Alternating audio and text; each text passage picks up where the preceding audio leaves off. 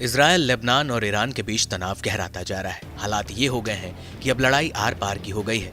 Iran के missile attack के बाद इजरायल ने जवाबी कार्रवाई की बात कही। इजरायली पीएम नेतन्याहू ने कहा कि चाहे अब जो भी हो जाए, ईरान को इस हमले की कीमत चुकानी होगी। इस बीच G7 देशों ने दोनों मुल्कों में तनाव कम करने के लिए एक इमरजेंसी मीटिंग बुलाई, जहां अमेरिकी राष्ट्रपति जो बाइडेन ने कहा कि वो इजरायल का साथ दे रहे हैं, लेकिन अगर इजरायल ईरान के न्यूक्लियर साइट्स पर हमला करता है तो अमेरिका इसमें उसका साथ नहीं देगा।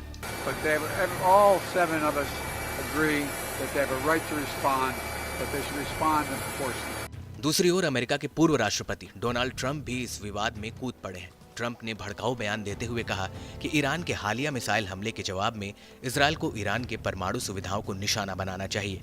ट्रंप की ये टिप्पणी राष्ट्रपति जो बाइडेन के बयान के बाद आई है। What do you think about Iran? Would you hit Iran? And he goes, as long as they don't hit the nuclear stuff. That's the thing you want to hit, right? I said, I think he's got that one wrong. Isn't that what you're supposed to hit? I mean, it's the biggest risk we have. Nuclear weapons, the power of nuclear weapons, the power of weaponry. You know, I rebuilt the entire military, jets, everything. I built it, including nuclear, and I hated to build the nuclear, but I got to know firsthand the power of that stuff, and I'll tell you what, we have to be totally prepared. We have to be absolutely prepared. But when they asked him that question, the answer should have been, hit the nuclear first and worry about the rest later. And that's what they should. If they're going to do it. इस बीच IRGC के deputy chief brigadier general Ali Fadavi ने Israel को कड़ी चेतावनी दी है। उन्होंने कहा, इजरायल की ओर से कोई भी गलत कदम उसके अस्तित्व को खतरे में डाल सकता है। ईरान इजरायल के सभी ऊर्जा स्रोतों को निशाना बनाएगा, जिसमें बिजली स्टेशन, रिफाइनरीज और गैस जैसे सेक्टर शामिल हैं।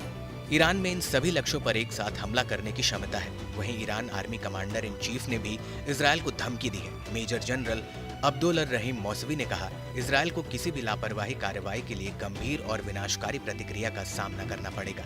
हमने पहले भी संयम और धैर्य का परिचय दिया है। ईरान उचित समय पर सटीक और विनाशकारी हमला करने के लिए तैयार है। वहीं अमेरिकी राष्ट्रपति ने कहा कि वह ईरान तेल फैसिलिटी पर संभावित इजरायली हमलों को लेकर चर्चा कर रहे हैं। बाइडेन के इस बयान के बाद ईरान ने सीधे अमेरिका को धमकी देते हुए कहा, अगर इजरायल और अमेरिका ईरान की तेल रिफाइनरियों को निशाना बनाते हैं तो ईरान सऊदी अरब, अजरबैजान, कुवैत, UAE और बहरीन समेत पूरे इलाके में रिफाइनरियों और तेल क्षेत्रों में आग लगा देगा। इससे अमेरिका और उसके सहयोगियों को तेल को लेकर हाहाकार मच जाएगा। ईरानी धमकी के बाद अब बाइडेन के सुर बदले बदले से नजर आए।